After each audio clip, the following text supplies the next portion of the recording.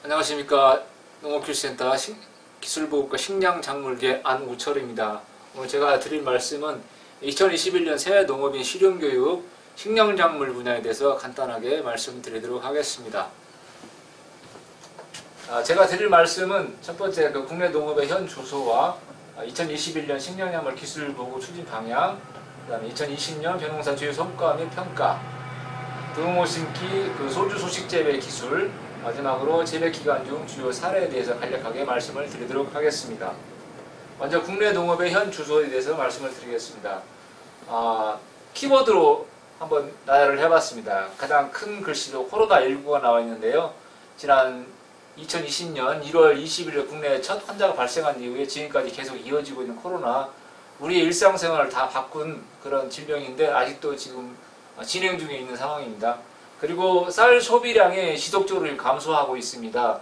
2019년 현재 1인당 쌀 소비량은 59.2kg으로 1인 가족 증가와 또 외식 문화의 확산으로 쌀 소비량이 지속적으로 감소하고 있고, 또 작년에 유례없는 기상재해로 인해서 기상이변으로 인해서 쌀값이 지금 지속적으로 올라가고 있습니다. 2020년 12월 중순 AT센터 쌀 80kg 도매 가격이 21만 7천원 정도 형성이 됐는데요. 올해 2021년 1월 15일 AT센터 도매 가격을 보니까 20kg짜리로 쌀 도매 가격이 56,640원으로 나와 있습니다. 80kg로 환산하면 약 23만원가량 되는 걸로 나타나는데요. 쌀값이 지금 지속적으로 오르고 있는 상황입니다. 그리고 우리 농업에도 AI나 인공지능, 그 다음에 빅데이터, 이런 디지털 산업혁명이 지금 가속화되고 있는 걸로 나타나고 있습니다. 이거를 그림으로 나타낸 부분입니다.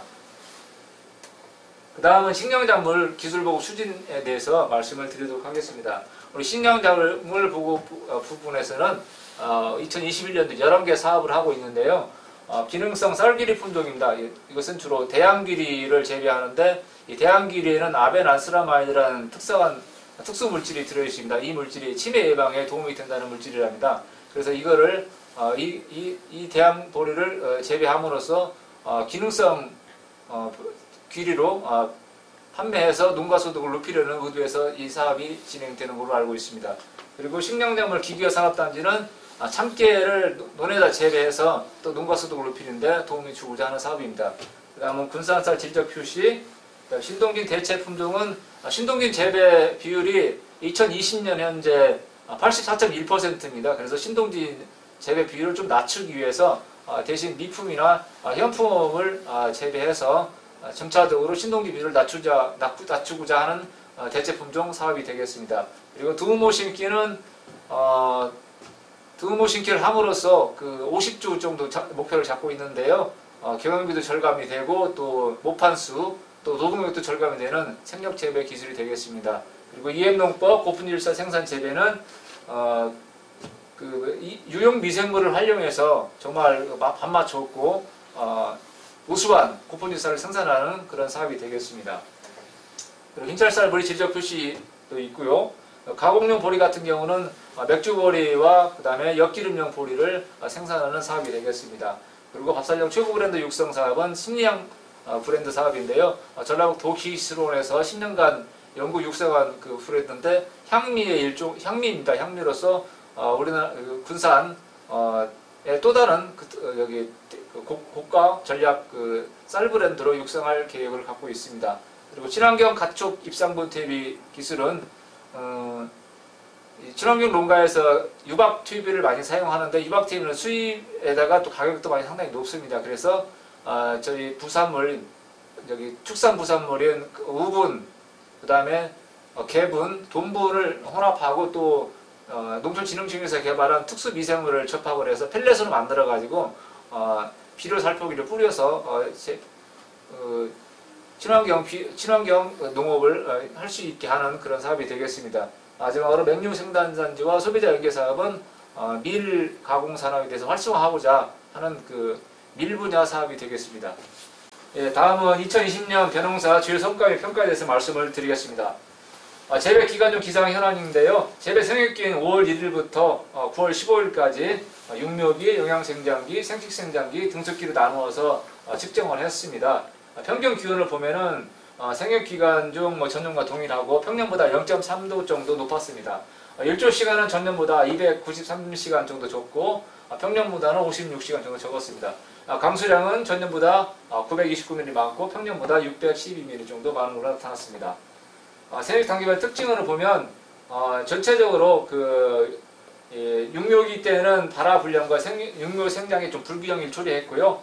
영양생장기 때는 전평년 대비 기온 평균으로 높았지만은 일부 생육 지연이 있었습니다. 그리고 생식생장기 때 긴 장마, 흐린 날씨가 많다 보니까 출수기가 약 3 내지 5일 정도 늦어졌습니다. 등석기 때는 태풍 3개가 지나갔고 또 일조 시간이 적고 또 물을 너무 일찍 떼고 하는 바람에 생산량이 약간 줄기는 했습니다. 그리고 태풍이 한꺼번에 3개 지나가서 도복답이 한 1670헥타 정도 발생을 했습니다. 생육 조사 결과 9월 15일자 조사 결과인데요. 이때 보니까 주당 이삭수를 보니까 전년보다 한 0.1개 적었고 또 완전잎수도 보면 전년보다 3.7개 적고 제곱미터당 완전잎수도 전년보다 3,592개 정도 적어가지고 대체적으로 2019년에 비해서 2020년도는 쌀 수확량이 전년 대비 한 11.5% 정도 감소한 걸로 나타났습니다. 적강 분석은 앞에서 말씀드렸다시피 기상 여건이 별로 좋지 않아서 대체적으로 쌀 품질도 떨어졌고 또 생산량도 전년 대비해서 약 11.5% 정도 감소한 걸로 나타났습니다. 그다음에 이제 여러분들이 이제 곧 종자 소독을 하실 텐데요. 종자 소독에 대해서 간략하게 말씀을 드리겠습니다. 종자는 가능하면 정부 보급종을 사용합니다. 올해부터는 정부 보급종도 미소독으로 나간다고 합니다. 그래서 종자 소독이 어느 때보다 중요한 해가 되지 않을까 생각을 합니다. 그리고 자체 세동포 종자는 순도 검사를 실시한 후에 철저하게 종자 소독을 해주시면 되겠습니다. 종자 소독할 때는 살균제 플러스 살충제를 반드시 사용하시고요. 종자량은 필요한 양보다 10% 정도 여유 있게 준비해 두시면 좋겠습니다. 종자 소독에 대해서 말씀을 드리겠습니다. 1차적으로 온탕 소독을 하는데 60도씨에서 10분 정도 담가지고 주시고 시간은 정확히 지켜주셔야 되겠습니다. 또 그 다음에 이제 발화 소독기를 가지고 그 다음에 소독을 하는 침족을 하는데요.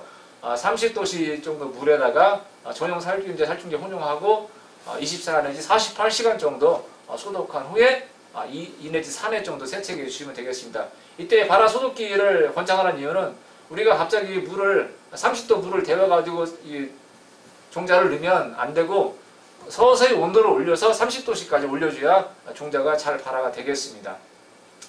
그 다음에 종자 싹 틔우기 과정을 취화라고 하는데요.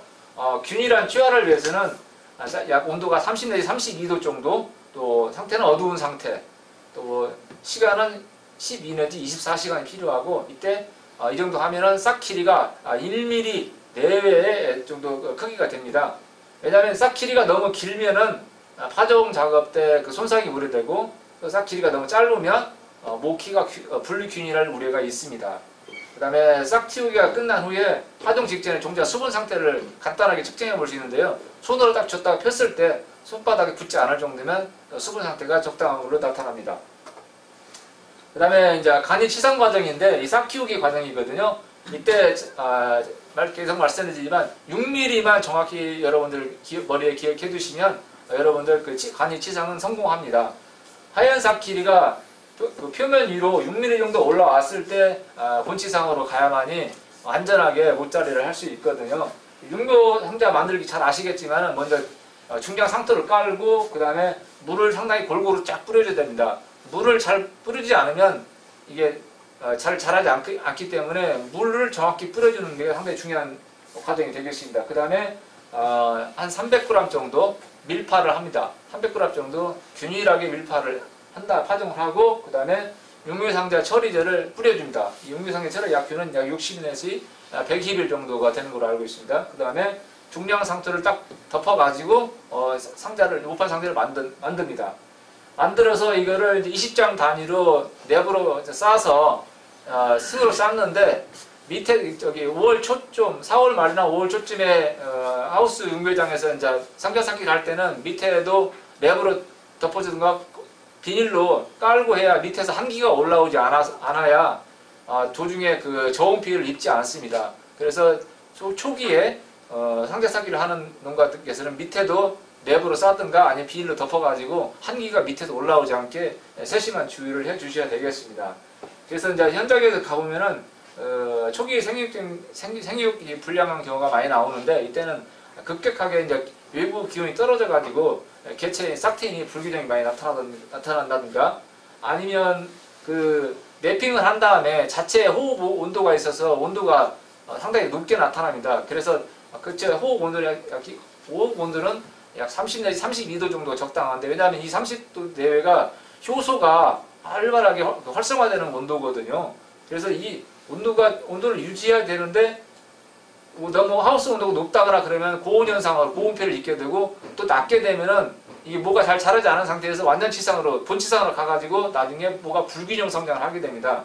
그래서 만약에 이런 상황을 모르고 완전 치상으로 했다 하면 육묘 기간을 좀 한 2, 3일 정도 연장해주거나 아니면 연면 시비를 해줘야 되는데 20리터 물에 한 주먹 정도 요소를 넣으면 20% 요소액이 나오거든요. 이걸 연면 시비 해주면 상당히 성장에 도움이 되도록 됩니다. 그리고 만약에 호흡열이 온도가 높아가지고 32도가 넘어간다 그러면 랩을 구멍을 뚫어가지고 호흡열이 밖으로 나올 수 있게 그렇게 조치를 해줘야 됩니다. 그래서 온도계가 별로 비싸지 않으니까요. 그 간이 치상할 때 온도계를 꽂아가지고 한번 측정을 수시로 해주는 게 모짜리 그 간이 치상 피해를 줄이는 방법 중에 하나가 되겠습니다. 그래서 아까도 말씀드린 6mm 이야기입니다. 자, 그림 하나 이게 이제 벼 아래 구조인데요. 수분을 흡수하게 되면 상부에 있는 가장 큰 부분이 배젖입니다.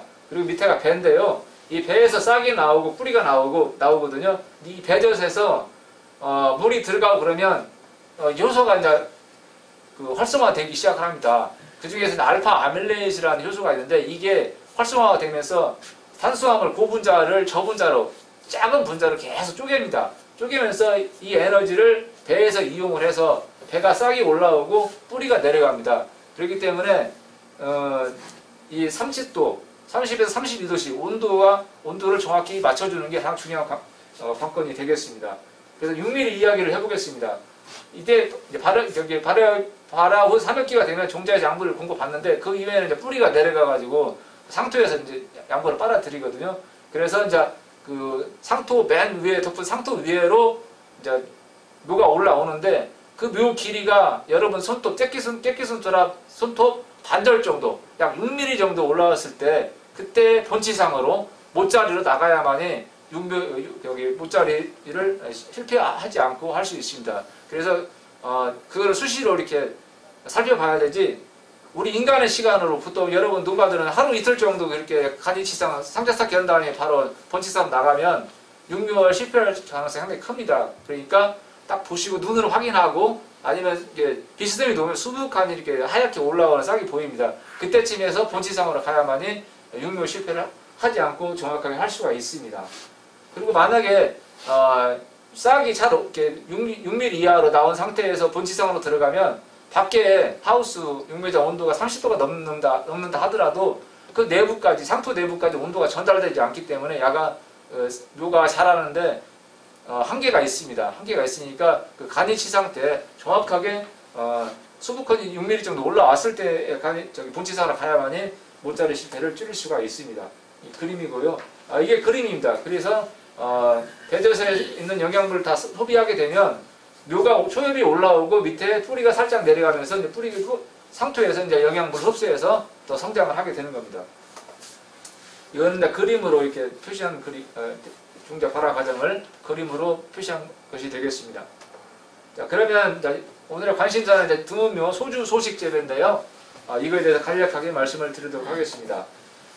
소주 소식 개념을 보면은 상자당 파종량을 지금 현재 한 300g 정도 순동진배를 많이 하시니까 이렇게 흙이 안 보일 정도로 빽빽하게 뿌려줍니다. 뿌려주고 밀파해서 육묘를 하게 되겠습니다.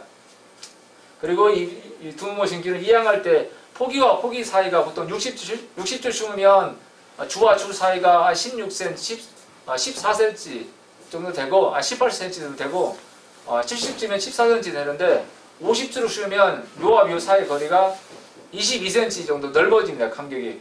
그래서 못반수로 대폭 줄 수가 있고요. 약 소의 상자 수를 한 30% 줄일 수가 있습니다.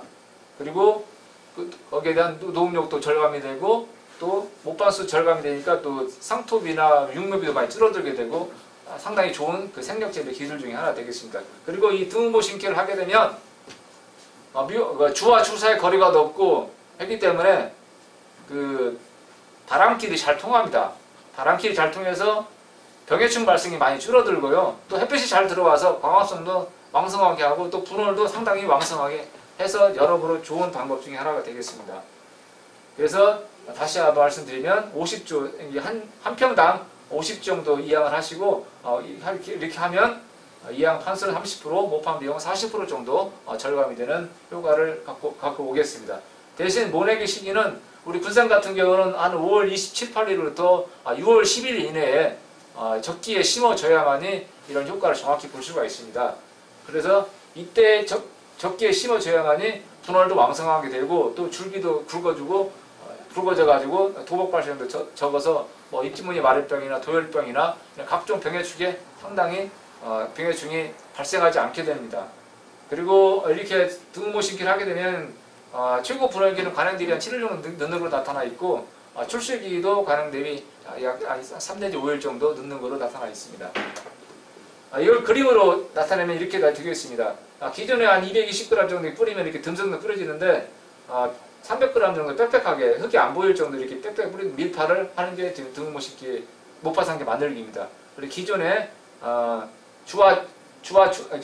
조가는 30cm 일정한데 모와 모 사이 거리, 이 거리를 넓혀가지고 바람길을 잘 통하고 햇빛도 잘 들어올 수 있게 띄엄띄엄 그런 분월도 잘 되고 나중에 이제 못반 수도 줄어들고 또 노동력도 줄어들고 해서 경비가 절감되는 그런 효과를 볼 수 있는 방법이 되겠습니다. 여기 똑같은 그림인데요. 이렇게 간격을 넓히고 해서 하면 파종량도 줄이고 해서 상당히 좋은 방법이라 생각을 합니다. 그래서 50주 같은 경우는 22cm 정도 떨어져서 심으면 되겠습니다. 이걸 이제 못판 상자 만들 때 그림으로 사진 찍은 건데 130g 뿌렸을 때, 220g 뿌렸을 때, 330g 뿌렸을 때 그래서 이제 이 밀도 차이를 그림으로 나타내는 것이 되겠습니다. 이거는 이제 등음모 심기 전용 상자를 사용하고 안 하고인데요.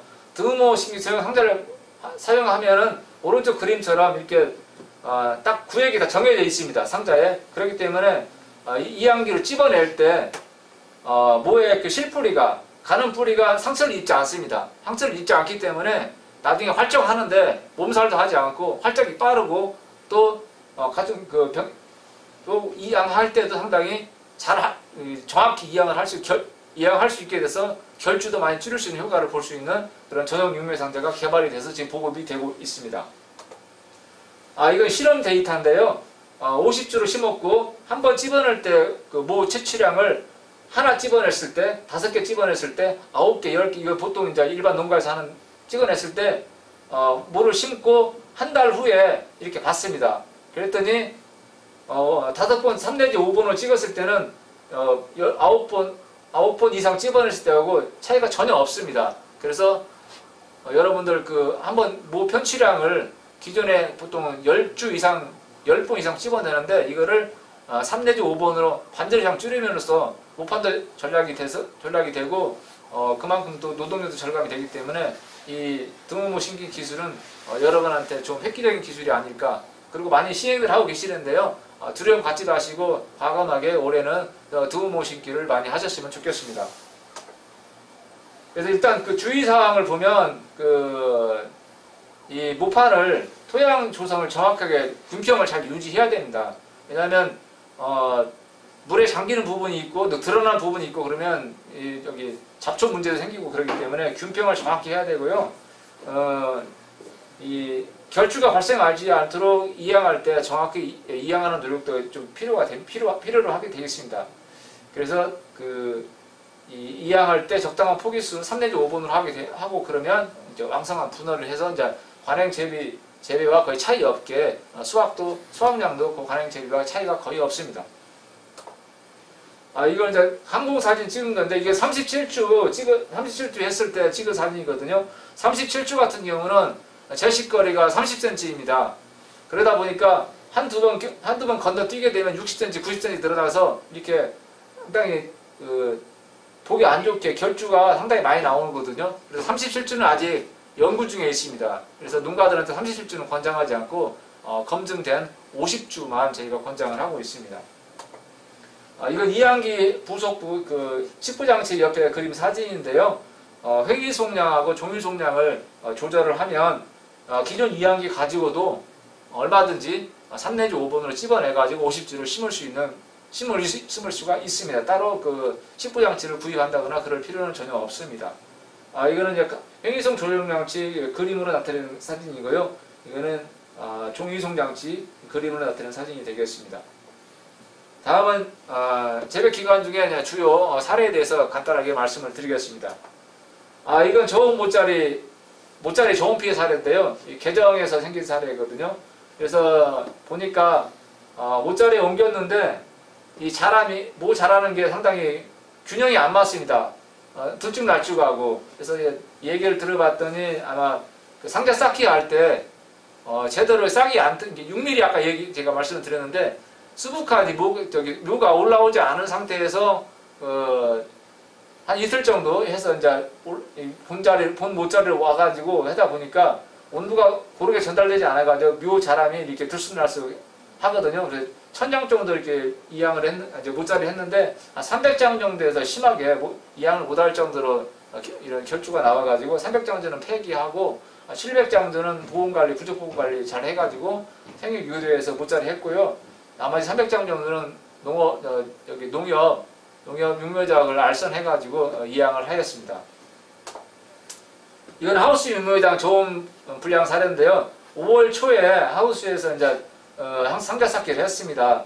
아까 서두에 말씀드린 것처럼 5월 초 같은 경우는 상당히 날씨가 변화하고 춥기 때문에 상자 쌓기 할 때 밑에다 비닐을 깔든가 아니면 랩으로 덮든가 해서 밑에 있는 한기가 위로 올라오지 않게 해야 되는데 그걸 생략하고 있기 때문에 밑에 쌓은 그 모판 같은 경우는 이렇게 상자가 저온 피해를 입어가지고 뭐가 제대로 자라지 않았어요. 않은 상태에서 하우스 육묘장 본치상으로 깔아놔니까 이게 온도가 전달이 제대로 되지 않아가지고 모 자람이 이렇게 불균형하게 나왔습니다.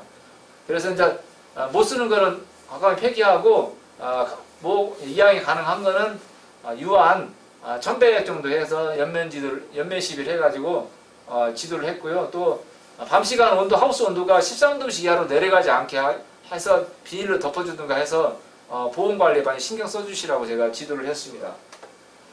이 그림은 5월 중순쯤에 하우스에서 이제 간이 치상을 했는데 5월 중순 되면은 낮 기온이 상당히 많이 올라갑니다. 올라가는데 랩으로 꽁꽁 싸고 또 숨통을 자체 호흡열도 있고 그래가지고 내부 온도가 많이 올라가거든요. 그래서 그 온도계를 측정을 해서 30도에 32도를 정확히 맞춰줘야 되는데 그 이상 온도가 올라가고 있기 때문에 이렇게 원형 탈모증처럼 이렇게 고사가 돼버렸어요. 녹아버렸어요.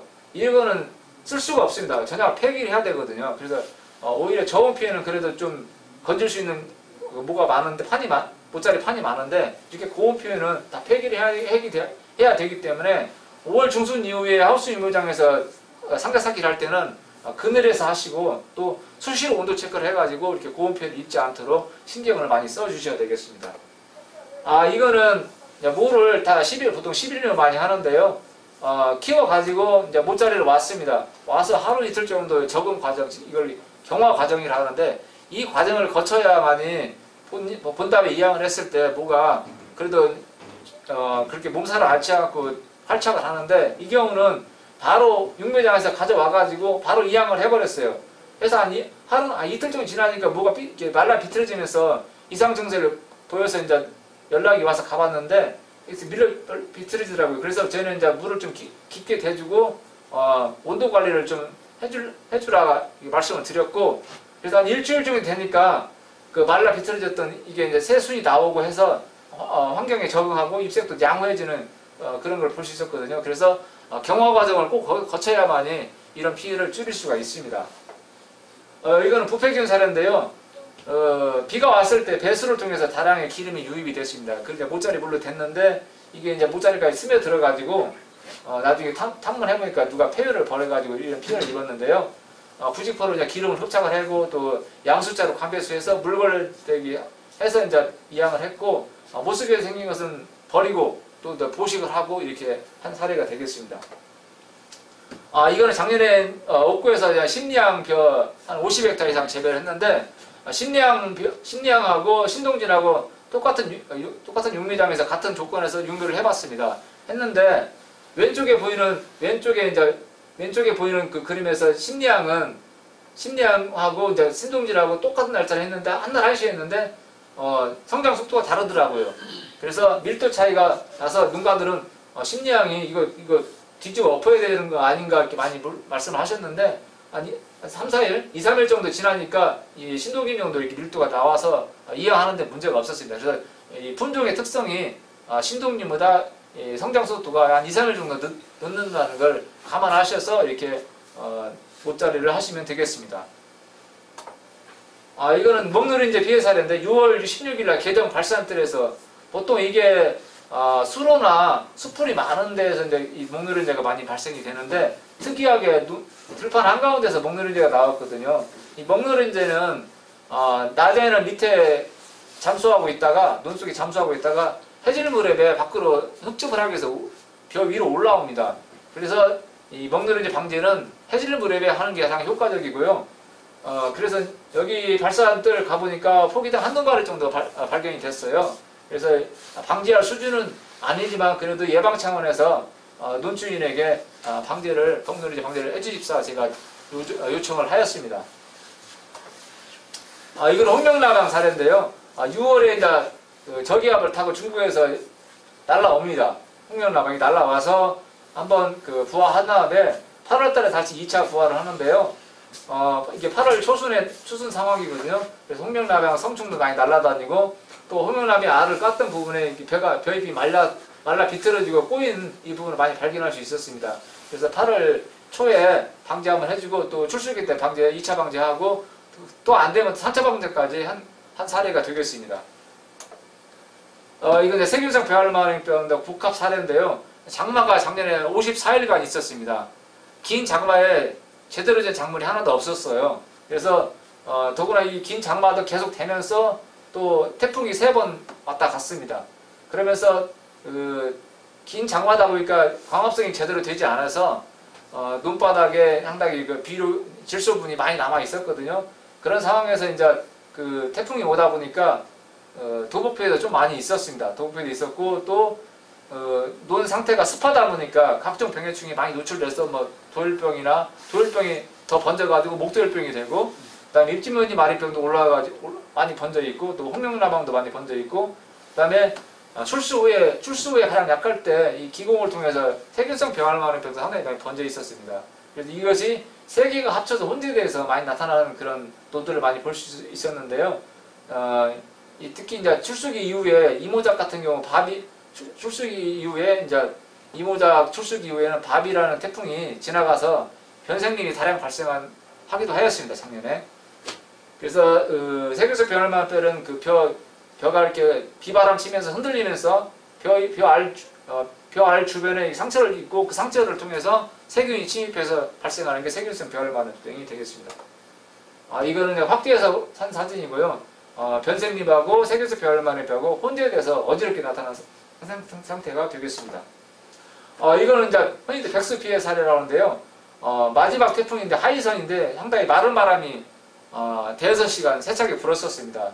그래서 가장자리 쪽으로 바람길을 따라서 한 줄 쭉 이렇게 벼가 꼿꼿이 서가지고 이제 이모작 출수기 때 나락인데요.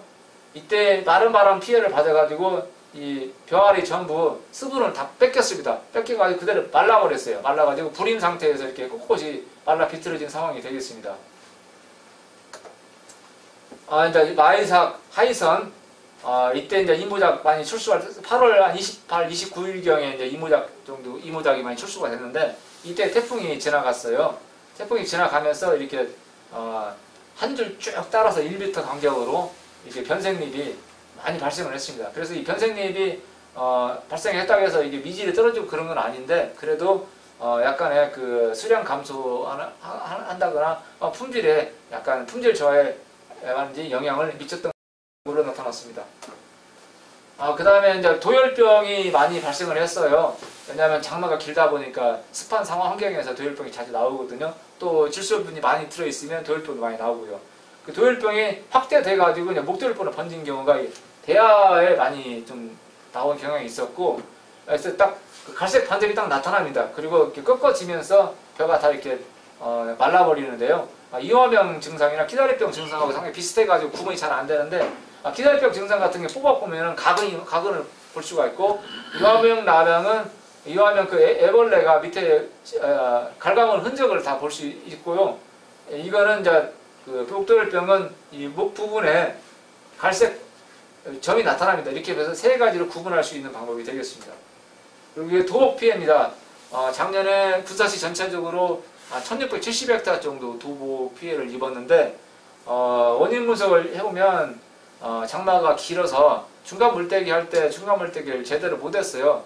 중간 물때기 보통 한 일주일 정도 해줘야 되는데, 너무 마르려고 하면 비 오고 해가지고 아마 농가들도 많이 애로사항이 있었다고 그럽니다. 그리고 또 적정 12량보다 약간 과비하는 성향도 있었고요. 또 토질 내에 이제 질소질이 흐린 날이 많다 보니까 광합성을 제대로 못해서 질소질이 많이 남아있는 상황에서 관행적으로 또 이삭거름을 주다 보니까 볕대가 약화되고 해가지고 그다음 태풍이 불어버리니까 이제 벼가 쓰러지는 그런 상황이 왔습니다. 그래서 여러분들 저희가 매년 7월 중순쯤 되면은 이삭거름 줄 시기를 예측해가지고 유인물을 배포를 하는데, 그거는 저희가 기상 상황, 온도하고 일조 시간을 계산해서 제가 예측한 날짜이기 때문에 그거 참고 자료고요. 여러분들께서는 맞대각이라고 하죠. 여러분들 눈에 가장자리나 중심에서 여러 한 4-5군데 정도 벼 밑에 얘가 그 이삭거름 줄 시기가 되면 벼 밑에 그 잎집이라고 하죠. 잎집 부분에 배가 불룩하게 불러옵니다. 그거를 면도날로 딱 그은 다음에 양파 껍질 까듯이 까보면 그 유수가 생겨 있어요. 1.5mm 내지 2mm 정도 그렇게 생겨 있으면 얘가 영양분이 많이 필요한 시기이기 때문에 이때 이삭거름을 주면 정확하게 이삭거름을 주게 되면 이 쓰러짐도 방지할 수 있고 또 수확량도 많이 늘릴 수가 있습니다. 그래서 우리가 발표하는 예측치는 어디까지 참고사항이고, 여러분들 논에 가셔가지고 이렇게 맞대가기로 임실이 돼 있나 안 되나 확인한 다음에 이삭거름을 주는 게 가장 정확하게 이삭거름을 주는 방법이 되겠습니다. 그래서 이제 올해는 중간 물때기 같은 거 철저히 해주시고, 또 거름량 조절을 잘 해주시고, 물관리, 벼농사는 물관리 하나 잘하면 다 끝난다고 흔히들 말씀하십니다. 다른 방법이 없습니다. 간단 관수라고 하죠. 3일 정도 관수해주고 이틀 정도 빼주고 넣어주고 빼주고 하면서 논에 산소를 많이 공급해주거든요. 그러면서 벼가 활성화될 수 있게 우리가 조건을 만들어주는 겁니다. 이 그림으로 한번 나타냈는데요. 위에 부분을 보면 수장이라고 써 있습니다. 벼 모가지 이상 나오는 부분. 그 밑에 벼 키를 측정할 수 있는 간장입니다. 그래서 마디수는 그 이상목 마디에서부터 이삭 도열병 하면 이상목 마디에 변발이 생겨가지고 꺾여버립니다. 그러면서 이제 이상목 도열병이 번지는 건데요. 여기부터 시작해가지고 5마디까지 있는데, 보통 도복저항성 3-5마디 가장 중요하거든요. 근데 이때 질소비를 많이 주게 되면 이게 적정 마디 이상으로 더 웃자라 그래요. 웃자라 보다면 이게 대가 약해져가지고 비바람에 금방 쓰러져 버립니다. 그렇기 때문에 이 12량 조절을 상당히 유심히 하셔야 되겠습니다. 그래서 이 도복에는 이 4-5마디가 상당히 중요한 결정을 하고요. 그래서 이제 농가 여러분께서는 이제 그 종합방제 같은 거 할 때 7월달에 방제할 때 그 농축 규산을 많이 그 농약에 섞어가지고 뿌려주시기도 하더라고요. 그것도 하나의 방법 중에 하나고요. 여러분들 그 마을 단위로 2년, 2, 3년에 한 번씩 규산지 비료를 국가에서 공급해 주는 걸 알고 있어요. 그거를 논에다 뿌려줘야만이 벼를 재배하는 데 상당히 도움이 됩니다. 이 규산이 벼대를 튼튼하게 하는 역할을 하기 때문에 그렇습니다. 이제 마지막으로 이제 흑수나 백수, 세균성 벼를 마른 벼, 목도열병 구분하는 방법을 한번 간단하게 말씀드리겠습니다. 이게 흑수인데요.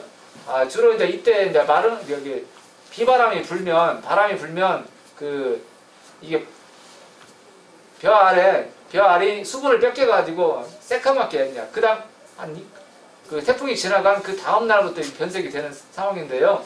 방법은 다음 날 이렇게 분무기로 300평당 600리터 물을 뿌려주던가 하는데 물리적으로 좀 불가능하거든요. 그래서 변성기 피해가 좀 많이 나오는데 올해 같은 작년 2020년 같은 경우는 이 이모작에서 이 변성기 피해가 좀 많이 나타났습니다.